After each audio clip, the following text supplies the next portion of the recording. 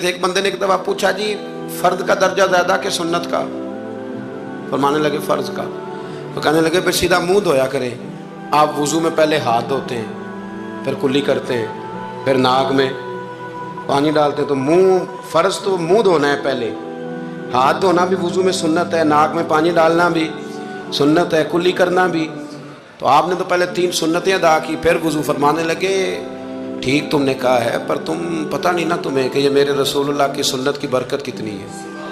شریعت حکم دیتی ہے کہ پانی معتدل ہونا چاہیے وضو کرنے کے لیے، نہ زیادہ ٹھنڈا ہو نہ زیادہ گرم ہو۔ زیادہ گرم ہو تو منہ جل جاتا ہے۔ اور شریعت حکم دیتی ہے کہ پانی بد ذائقہ نہیں ہونا چاہیے، اور حکم دیتی ہے کہ بدبو والا نہیں ہونا چاہیے۔ فرمایا اس لیے ہمارے نبی نے پہلے ہمیں 3 سنتیں دیں کہ ٹوٹی کے نیچے نا ہاتھ کر کے دیکھ لو پانی زیادہ گرم تو نہیں، اور کہیں منہ نہ جلا لینا۔